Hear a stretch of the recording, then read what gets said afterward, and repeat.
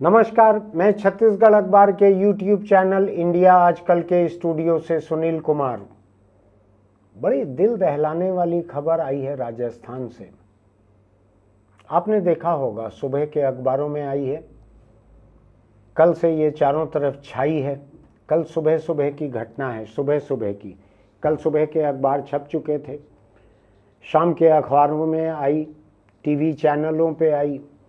राजस्थान में अजमेर और जयपुर के बीच का जो हाईवे है, उस पे इतना भयानक रोड एक्सीडेंट हुआ कि 1 दर्जन लोग जिंदा जल गए मौके पर ही।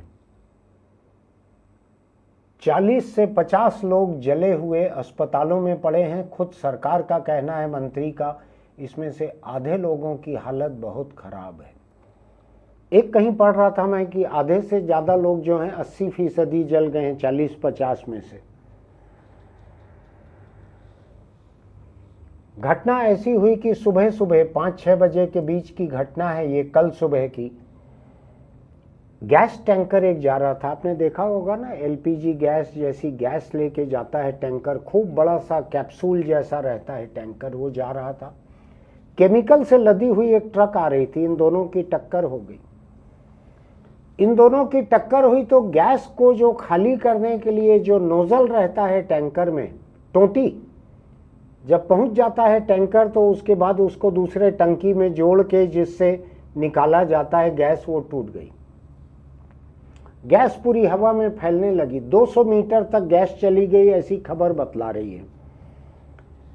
और उसमें जो आग लगी वहां पे, तो 200 मीटर तक वो पूरा आग का एक सैलाब रहा। दर्जनों कारें जल गई, उसमें लोग जिंदा जल गए। एक बस थी, उस बस स्लीपर बस में 34 लोग सोए थे, कुछ लोग बच सके, उसमें लोग जल गए। बहुत तबाही हुई, बहुत तबाही हुई। पास में पेट्रोल पंप था, कुछ और था। मैं अभी इस हादसे के ऊपर रिपोर्टिंग नहीं कर रहा हूं, इसलिए मैं इसके बारे में एक सीमा तक ही बात करूंगा। 14 लोग अभी तक मारे जा चुके हैं। कल की खबर 12 की थी, आज 2 लोग और बढ़ गए हैं। जलता हुआ इंसान ऐसे दौड़ रहा था सड़क के ऊपर। भयानक नज़ारा है, देखते भी नहीं बनेगा ऐसा नज़ारा है। हम 1-2 अखबारों के पेज आपको जरूर दिखाएंगे। कुल 3-3.5 मिनट के भीतर ये पूरा खत्म हो गया। खत्म हो गया यानी जल गया पूरा। बाकी तो 22 फायर ब्रिगेड लगी थी वहां पे, लेकिन वो भी उसको बुझा नहीं पा रही थी। रसायन जल रहा है, पेट्रोल जल रहा है, गैस जल रही है, कैसे बुझ जाएगा। अब मैं जिस मुद्दे पर आना चाहता हूं उसकी बात आपसे करूं।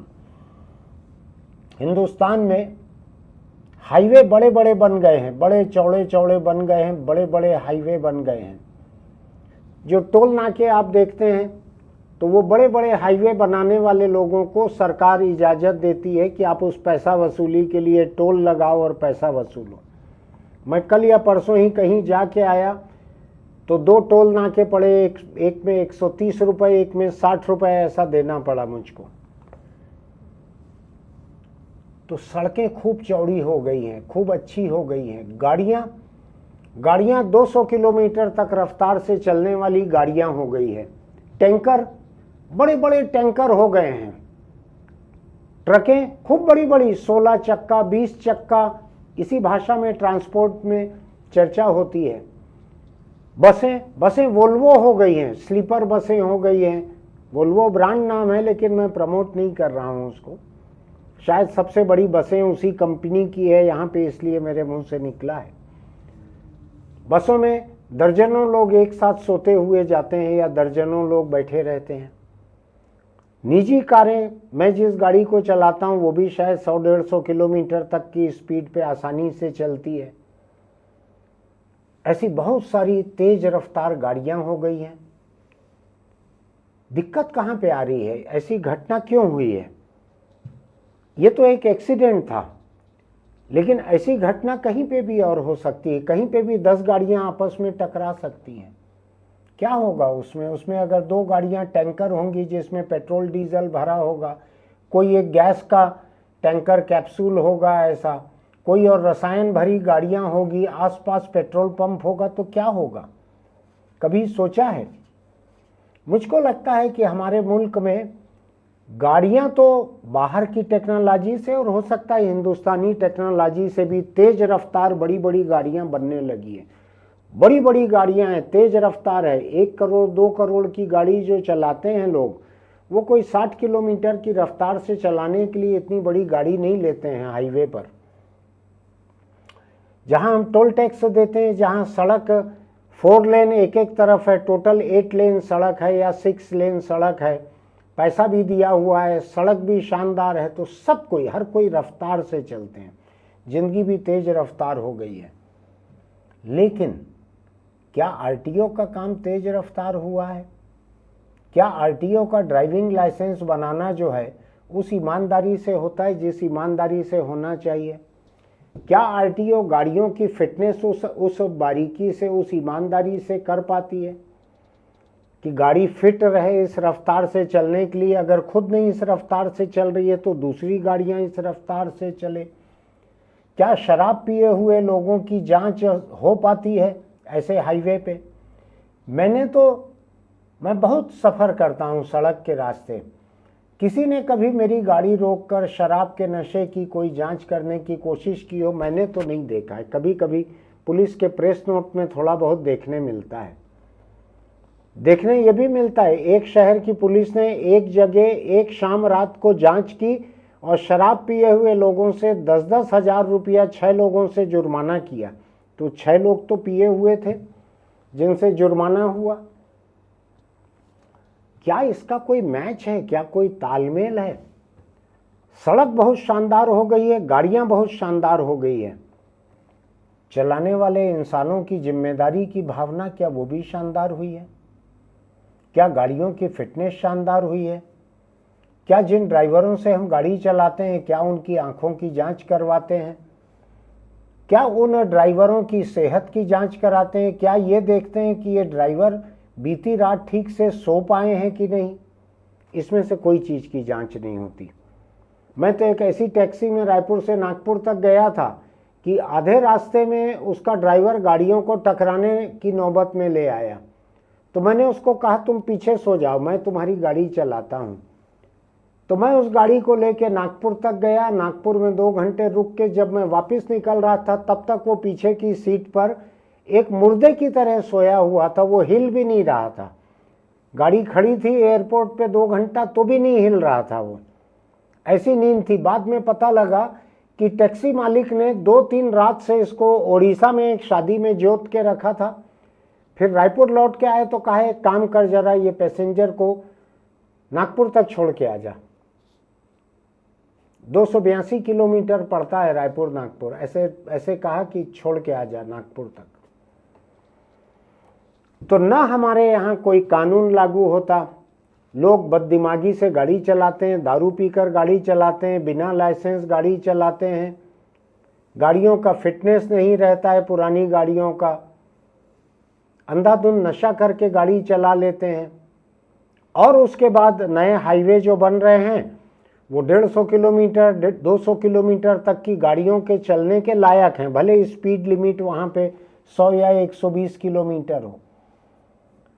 तो ये तालमेल ठीक नहीं है। मैं केवल इतना ही कहने के लिए यहाँ आया हूँ कि टेक्नोलॉजी, इंफ्रास्ट्रक्चर और इंसान, इनका तालमेल ठीक नहीं है। यहाँ पर पुलिस और आरटीओ इन दोनों को एक कड़ाई बरतनी पड़ेगी। लोगों के ड्राइविंग लाइसेंस रद्द करने पड़ेंगे। जिस गाड़ी का फिटनेस ठीक नहीं है उसका परमिट रद्द करना पड़ेगा, उसका रजिस्ट्रेशन रद्द करना पड़ेगा। अगर आप हाईटेक सड़कें बना रहे हैं, अगर आप हाईटेक गाड़ियां यहाँ पर ला रहे हैं दूसरे देशों की टेक्नोलॉजी से, तो आपको एक सुरक्षित सड़क के लिए आपको इंसानों पर कड़ाई बरतनी पड़ेगी, अपने खुद के कमाऊ विभागों पर भी कड़ाई बरतनी पड़ेगी। ऐसा नहीं हो सकता कि इंसान जो है बिना ड्राइविंग टेस्ट दिए उनका लाइसेंस बन जाए और वो 140 किलोमीटर से गाड़ी चलाएं और लापरवाही से गाड़ी चलाते हुए एक्सीडेंट करें। जिसका ये देखिए, ये अजमेर जयपुर हाईवे पर क्या हालत हुई है। 12 लोग जिंदा जल गए, आधा किलोमीटर तक समझ लीजिए आग फैली हुई है, दर्जनों लोग जले हुए अस्पतालों में पड़े हुए हैं। जलता हुआ इंसान, ये तस्वीर देखते नहीं बनती, दौड़ रहा है, सड़क के ऊपर जान बचाने के लिए। ये नहीं चलेगा। जब आप इंफ्रास्ट्रक्चर और टेक्नोलॉजी को आसमान पे ले जाने की कोशिश कर रहे हैं, उस वक्त आपका ट्रैफिक का और आरटीओ का काम जो है वो लापरवाही से चले, लोग लापरवाह रहें। आपने कभी सुना है अपने आसपास का किसी का उसका ड्राइविंग लाइसेंस सस्पेंड हुआ हो या ड्राइविंग लाइसेंस कैंसिल हो गया हो, चला ना सके अब गाड़ी? लोग तो लाइसेंस रखते ही नहीं, बिना लाइसेंस चलाते हैं, कुछ नहीं होता उनका। पॉल्यूशन सर्टिफिकेट के लिए गाड़ी को नहीं ले जाना पड़ता, केवल उसकी फोटो भेज दो तो पॉल्यूशन सर्टिफिकेट मिल जाता है। तो जो देश नियमों को लागू करने के मामले में इतना भ्रष्ट है, इतना करप्ट है, इतना गैर जिम्मेदार है, इस देश में इंफ्रास्ट्रक्चर और टेक्नोलॉजी की इतनी रफ्तार, ये अधिक खतरनाक है। ये उन देशों के लिए ठीक है जहां पर इंसान जिम्मेदार हैं, जवाबदेह हैं, उनको सड़कों पर ऐसी क्रिमिनल लापरवाही के लिए बड़ी सजा हो सकती है, वहां के लिए ये ठीक है। हिंदुस्तान में ये बेमेल है, ये मैच नहीं है। आपने सड़कों को, हाईवे को और टेक्नोलॉजी को कहां पहुंचा दिया? आसमान पे। और ये अभी तक जमीन पे पड़े हुए हैं। नियमों का इन्फोर्समेंट जो है, नियमों को लागू करना जो है, बहुत खराब हाल है हिंदुस्तान का, बहुत भ्रष्ट हाल है पूरा का पूरा। आपको अगर ध्यान होगा, केंद्रीय सड़क और परिवहन मंत्री जो है नितिन गडकरी, आरटीओ के करप्शन के बारे में उन्होंने कई बार सार्वजनिक मंचों से माइक पर कहा हुआ है। तो मैं केवल इतनी सी बात कहने के लिए आया हूं कि अजमेर जयपुर हाईवे पर जो ये घटना हुई है, इसमें कहीं ना कहीं हो सकता है ऐसा निकले कि लापरवाह ड्राइवर थे, लाइसेंस नहीं था, ड्राइवर की आंखों की जांच नहीं हुई थी, नींद पूरी नहीं हुई थी, नशा किया हुआ था, कई चीज़ें हो सकती हैं। सरकार को जिम्मेदारी दिखानी चाहिए। इस तरह के इंतजाम में इतनी रफ्तार सुरक्षित नहीं है। आज बस मुझको इतना ही कहना है। अगर आपको मेरा ये वीडियो अच्छा लगता है तो आप हमारे YouTube चैनल इंडिया आजकल को सब्सक्राइब कीजिएगा, नोटिफिकेशन की बटन दबाइएगा, लाइक कीजिएगा, कमेंट कीजिएगा, अपने दोस्तों को भी भेजिएगा। जब हम आसपास सरकार में बैठे लोग, संसद और विधानसभाओं में बैठे लोग, जब इनके बीच इस बात को उठाएंगे, सब लोग उठाएंगे, अकेले मेरे उठाने से कुछ नहीं होगा, तो हो सकता है कि हम अपने आने वाली पीढ़ी को बेहतर सुरक्षित सड़कें दे के जा सकें। आज तो सुरक्षित नहीं है। आज तो जो ये हुआ है, ऐसे हादसे छोटे छोटे अलग अलग होते हैं, ये बड़ी घटना है इसलिए हमको दिख रहा है। मैं तो अपने ही इलाके में देखता हूँ, आए दिन कहीं 6, कहीं 12, कहीं 18 लोग जो हैं मालवाहक गाड़ी के एक्सीडेंट में मर रहे हैं, जिसमें केवल बोरा जाना चाहिए था, केवल उसमें इंसान सफ़र कर रहे हैं, थोक में ओवरलोड, गाड़ी पलटी, मर गए, टक्कर हुई, मर गए। कहीं 6, कहीं 12, कहीं 18, ऐसा मैं देखते आता हूं लगातार। नियम लागू नहीं हो रहे हैं। आप इस वीडियो को अपने आसपास के लोगों को दिखाइए और कहिए कि सांसद, विधायक, अफसर जहां मिले उनके ऊपर दबाव डालें कि साहब नियम ठीक से लागू कीजिए। हमारे बच्चे भी इन सड़कों पे कल के दिन गाड़ियां लेके निकलेंगे, तब क्या होगा। फिर मिलेंगे।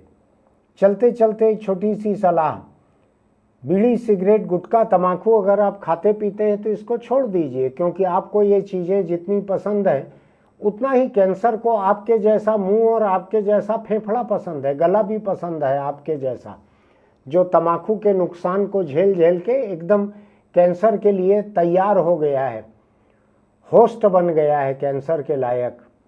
कैंसर आएगा, आपकी ज़िंदगी को ख़त्म कर देगा। ऊपर भेजेगा एक लाइव लोकेशन, वहाँ से भैंसे पे चढ़ के एक आएगा आदमी, बड़ी मूंछों वाला, मुकुट वाला, रंगीन धोती, गदा लिया हुआ, आपको बांध के पीछे भैंसे के घसीट के लेके जाएगा। परिवार रोएगा। मत कीजिए ऐसा। तंबाकू इतनी अच्छी चीज़ नहीं है, इतना अच्छा नशा नहीं है कि उसके लिए अपने परिवार को, अपनी ज़िंदगी को, सबको तबाह कर दें। मौत बहुत बुरी होती है कैंसर से, बताऊं आपको। और छत्तीसगढ़ में कैंसर के मरीजों में 24% मरीज मुंह के कैंसर के हैं। आपने देखा होगा ना, देश के एक बड़े नेता हैं, उनके मुंह का क्या हाल हो गया है तंबाकू के कारण। देखते हैं ना, नाम क्या लूँ मैं अब। कैंसर अस्पताल जाएंगे तो ऐसे बहुत सारे लोग मिलेंगे, और वो बड़े नेता जो हैं उनके पास बड़ा पैसा है, तो उनका बड़ा ऑपरेशन हो के काम चलाऊ मुंह को रखा गया है। यहाँ तो कोई 20-25 लाख रुपया आप खर्च करेंगे तो भी वैसी प्लास्टिक सर्जरी नहीं हो पाएगी। कूल्हे से मांस निकाल कर उससे गाल बनाना पड़ेगा, पैरों से हड्डी निकाल कर जबड़ा बनाना पड़ेगा। क्या आपके परिवार पे गुजरेगी सोचिए। क्या तंबाकू का नशा सचमुच इसके लायक है, सबको इतनी तकलीफ देने के? घर बार बिक जाते हैं कैंसर मरीज के। फिर मिलेंगे।